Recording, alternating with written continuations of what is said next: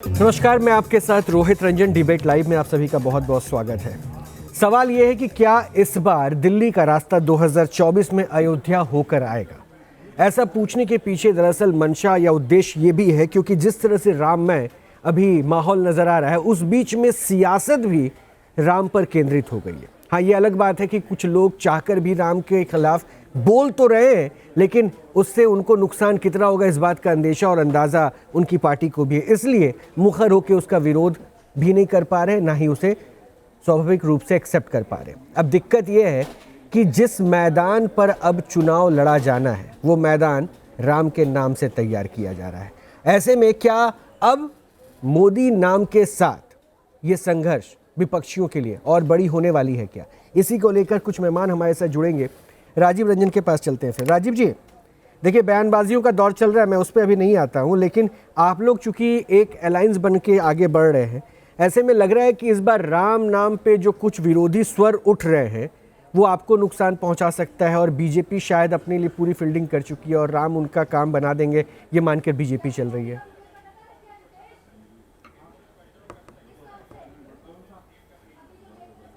देखिए रोहित जी, सबसे पहली बात तो यह है कि अगर कोई सरकार जनता से किए वायदों को पूरा नहीं कर पाए तो फिर उसे किसी न किसी इस तरह के वातावरण के जरिए ही सत्ता में दोबारा आने की उम्मीद होती है।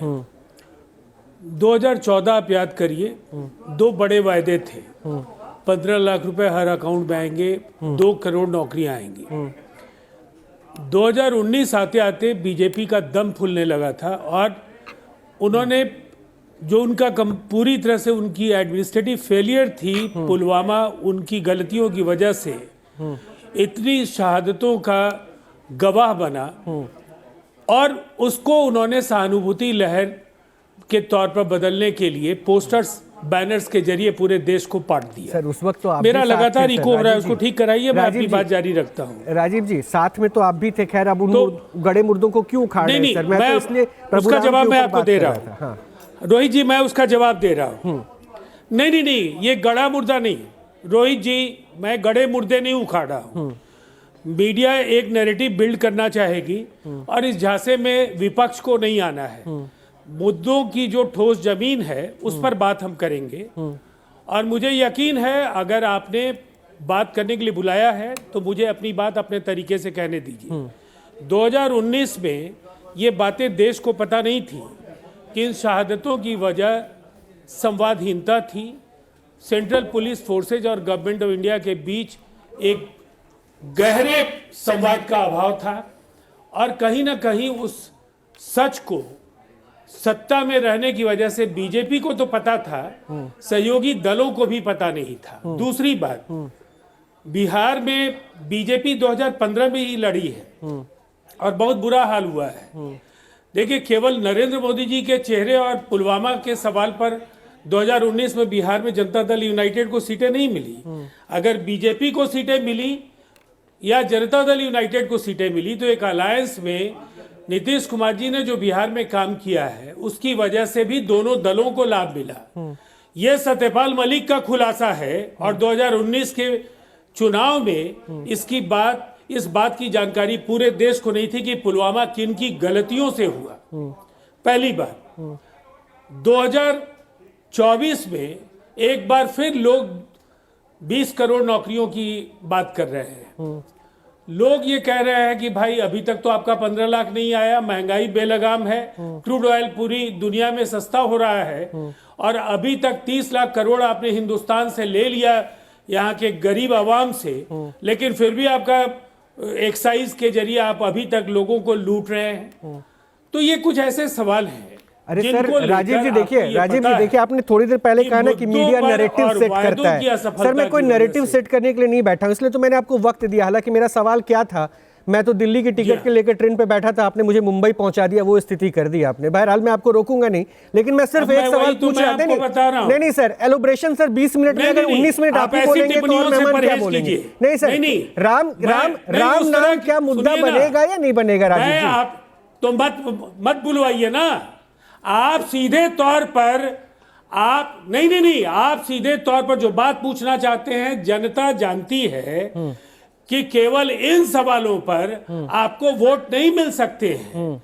जनता से जुड़े सरोकार जो हैं उन पर एक सरकार को लोग खंगालते हैं। राजीव रंजन साहब, दूसरी तरफ इंडिया राजीव रंजन साहब, चूंकि आप तो पॉलिटिकल बैकग्राउंड से हैं, एक सीजन पॉलिटिशियन है, बहुत लंबा चौड़ा अनुभव है राजनीति में सर। बीजेपी के साथ मिलकर आप लोगों ने चुनाव लड़ा।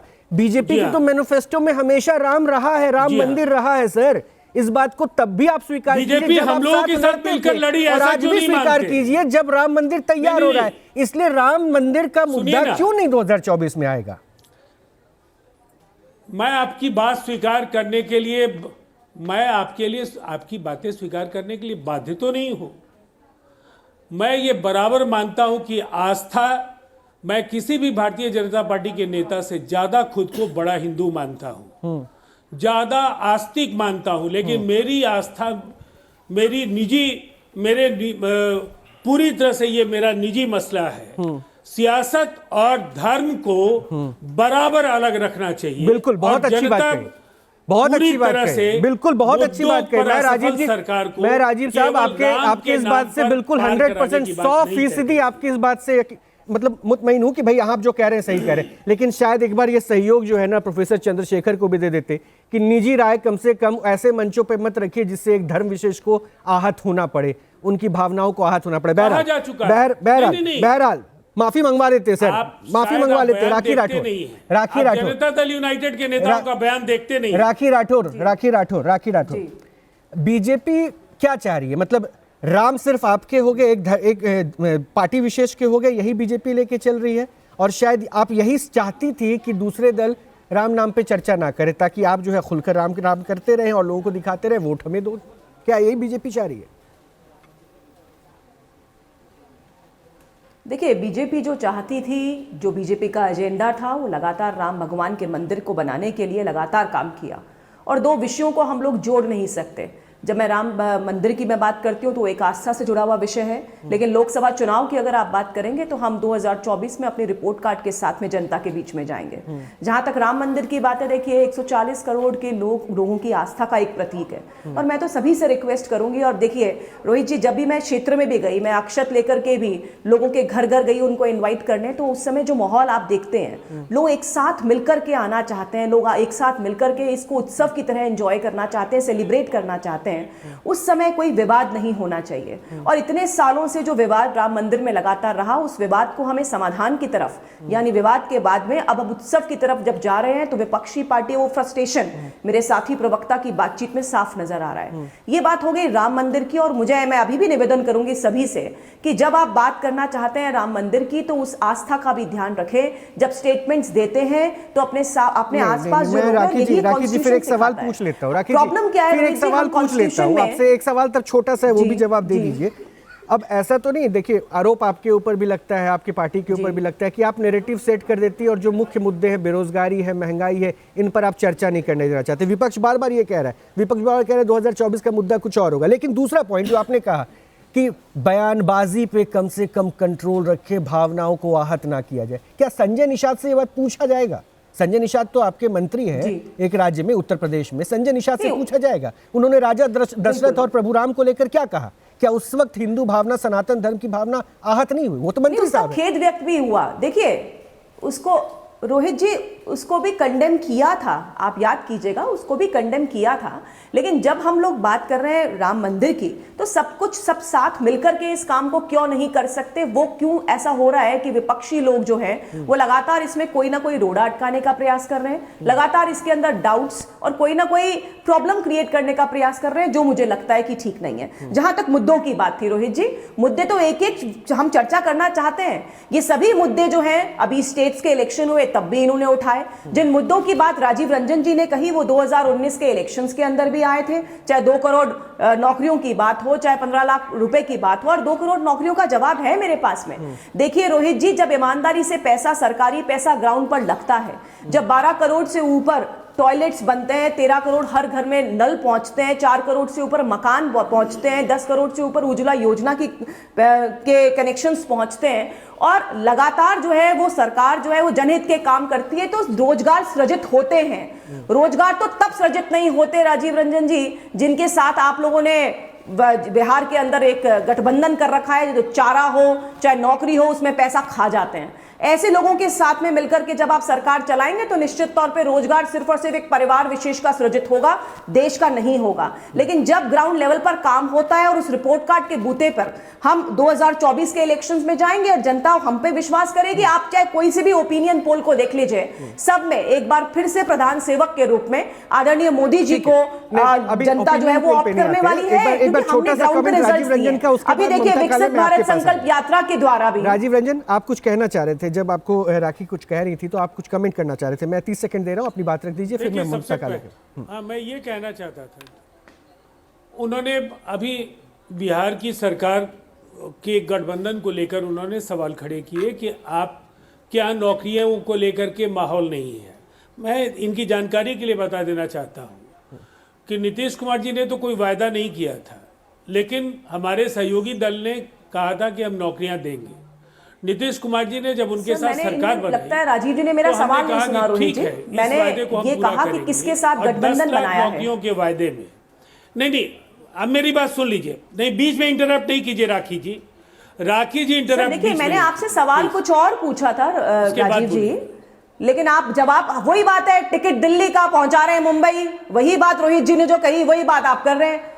आपसे ये कहा कि आपने ऐसी पार्टी के साथ में गठबंधन किया जो नौकरी के बदले जमीन की बात करती है, जो चारा घोटाले में कन्विक्टेड लोग हैं, भ्रष्टाचारी हैं, उनके साथ जब आप लोग काम करते हैं तब समस्या नहीं होती है आपको। और कोई और बोल रहा हो ये अनुशासनहीनता है, बोलिए, ये अनुशासनहीनता है। 30 सेकंड, वो अपना पक्ष रख रही है। भी है राजीव रंजन साहब, वो अपना पक्ष रख रही है। ये दिल्ली और मुंबई की भाषा, आप अपने पक्ष को रख रही है। आप सवाल का सीधा जवाब दीजिए। तो फिर आपने हमें वक्त क्यों दिया? और मैं सर सबसे पहले सवाल का जवाब देने का मौका मैंने आप ही को दिया और आपको मैंने पूरा वक्त दिया। अभी हमारे साथ 2 मेहमान और हैं, उनके पास भी मुझे जाना है। और सबसे ज्यादा समय भी इन्हीं को दिया। आप अपनी बात रखिए राजीव जी, और इतने ज्यादा नाराजगी लेकर क्यों बैठ रहे हैं सर? मैंने आपको जवाब देना शुरू ही किया राजीव जी, क्यों? और वो लगातार इंटरप्ट कर रहे हैं। रखिए ना सर, अपनी बात रखिए, 30 सेकंड में बात रखिए, नाराजगी छोड़िए। आप क्यों इतने गुस्से में हैं? वो तो और क्यों कवर फायर दे रहे हैं? दिख रहा है सर, दिख रहा है क्यों सर। कवर फायर दे रहे हैं? अपनी बात रख रहे हैं सर, या फिर वक्त जाया कर रहे हैं?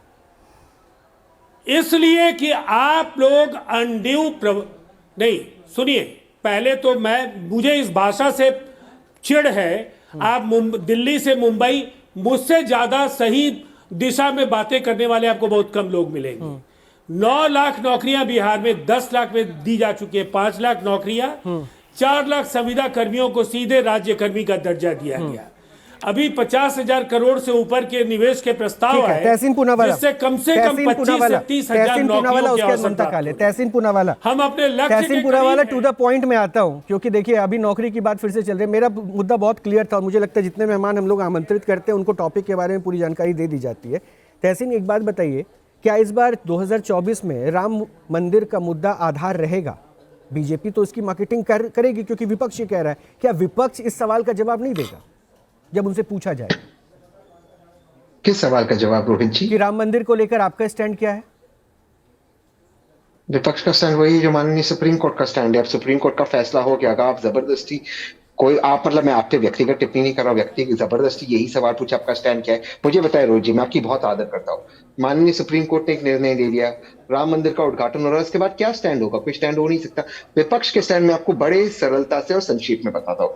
विपक्ष का स्टैंड है देश की अर्थव्यवस्था, विपक्ष का स्टैंड है नौकरियां ना होना, विपक्ष का स्टैंड है किस तरह से इस वक्त हमारे मुल्क में इन्फ्लेशन बढ़ चुका है, विपक्ष का स्टैंड है हमारे इर्द गिर्द के बांग्लादेश छोटे जितने भी हमारे नेबर्स हैं उनके साथ जो हमारे रिश्ते, और इकोनॉमिक पॉलिसी पे और फॉरेन अफेयर्स पे जो हमारे अन्य मुल्कों के साथ रिश्ते हैं। इसमें जाहिर सी बात है भाजपा अपना पक्ष रखेगी, विपक्ष अपना पक्ष रखेगा। राम मंदिर के मुद्दे का फैसला हो चुका है।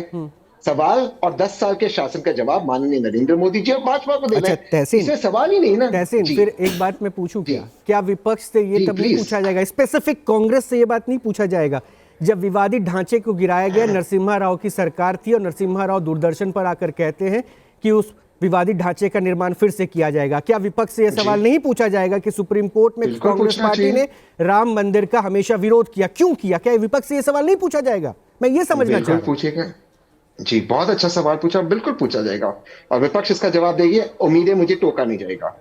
जी, कांग्रेस के प्रधानमंत्री शहीद राजीव गांधी ने ताले खोले, वहां पे आरती शुरू हुई, वहां पे जो है पूजा शुरू हुई, सबसे पहले बात। दूसरी बात जी, जब विवादित ढांचा गिरा, कांग्रेस का एक प्रस्ताव था कि मस्जिद फिर से बनाई जाए, लेकिन राम मंदिर जहां पर भगवान श्री राम का जन्म हुआ है वहां पर मंदिर बनेगा, इसके लिए एक प्रस्ताव 1992 में एक ऑर्डिनेंस पास करके पार्लियामेंट में लाया गया था।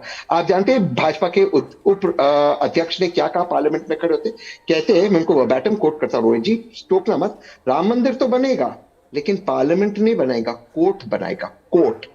अगर भाजपा अपनी गंदी राजनीति नहीं करती, 1992 में भव्य राम मंदिर जिस स्थान पे भगवान श्री राम का जन्म हुआ है वहीं पर बनता, उसके बाजू में मस्जिद बनती। ये कॉम्प्रोमाइज फॉर्मूला राजीव गांधी का था। ये भाजपा ने गंदी राजनीति करी। मैं आपसे एक सवाल करके अपनी बात समाप्त करता हूं। भाजपा से मैं सवाल पूछता हूं, जब माननीय सुप्रीम कोर्ट ने 1 ने 2 ने 3 बार पूछा माननीय प्रधानमंत्री जी को कि आप इस मामले में हस्तक्षेप लीजिए, वर्तमान प्रधानमंत्री जी को, और आप स्टैंड लेकर इस बात को सुलझाइए, तो माननीय प्रधानमंत्री जी ने तुषार मेहता जी के द्वार से क्यों भिजवाया कि भैया ये तो प्रॉपर्टी डिस्प्यूट है, ये कोई और डिस्प्यूट नहीं, हम इसमें इंटरफियर नहीं कर सकते। तो प्रधानमंत्री जी ने इसमें इंटरफियर नहीं किया। कोर्ट का फैसला है, कोर्ट के फैसले को सबको मानना पड़ेगा। इसमें फिर अब भाजपा का है क्रेडिट ली। ठीक है, ठीक है। ममता काले के पास एक बार, उसके बाद मैं राखी आपका कमेंट लूंगा। ममता काले, मैंने तीनों पक्ष को सुन लिया, एक बार आपका भी इस मुद्दे पर स्ट्रेट वे सीधा पॉइंट रख दीजिए। क्या लगता है कि राम नाम की मार्केटिंग चल रही है क्या, और विपक्ष इससे बचना चाह रहा है? रोहित जी धन्यवाद, बड़े समय के बाद आपके साथ डिबेट करने का मौका मिला, अच्छा लग रहा है। जय श्री राम का उद्घोष करते हुए सबसे बड़ी खुशी की बात यह है कि 22 जनवरी को वो हो रहा है जिसकी दशकों से 500 वर्षों से हम सब लोग आस लगा करके बैठे हुए थे। मेरे 2 भाई राजीव जी और तहसीन जी ने बड़ी चीजें बोली हैं, मैं 2-3 चीजें जल्दी से बोलना चाहती हूं। पहली बात यह है कि माननीय सुप्रीम कोर्ट की तहसीन जी ने जिक्र किया, जिनका मैं बड़ा सम्मान पर्सनली करती हूं। तो तहसीन जी, शायद आपको यह याद होगा कि प्रभु श्री राम को कोर्ट में ले जाकर के उनके अस्तित्व को नकारने वाले और उनके अस्तित्व को चैलेंज करने वाले वही लोग हैं जो आज भी रामलला की प्राण प्रतिष्ठा और उनके मंदिर बनने से बड़े रुष्ट हैं, बड़े परेशान हैं, जिनके हृदय में पीड़ा और वेदना है। वही लोग हैं जो आज भी सनातन को डेंगू मलेरिया न जाने क्या क्या बोलते हैं। वो वही लोग हैं जो आज भी प्राण प्रतिष्ठा में 22 जनवरी को निमंत्रण मिलने के बाद भी जाने को तैयार नहीं है। तो बात साफ हो जाती है, 100 बात की एक बात, कि प्रभु श्री राम के नाम पर इस देश में दशकों से राजनीति कौन करता आया है, किसने करी है, ये बात मुझे बोलने की जरूरत नहीं है। दूसरी बात, अब मेरे जो जेडीयू के प्रवक्ता भाई हैं राजीव रंजन जी, पहली बात जो 15 लाख वाली बात इन्होंने बोली है वो सरासर गलत और सरासर झूठ तथ्य है। मुझे लगता है कि उनको उस स्टेटमेंट को ध्यान से पढ़ करके फिर आदरणीय प्रधानमंत्री जी के नाम पर इतनी बड़ी बात बोलनी चाहिए। मुझे ऐसा भी लगता है कि इनको प्रधानमंत्री जी से उस विषय पर माफी मांगनी चाहिए।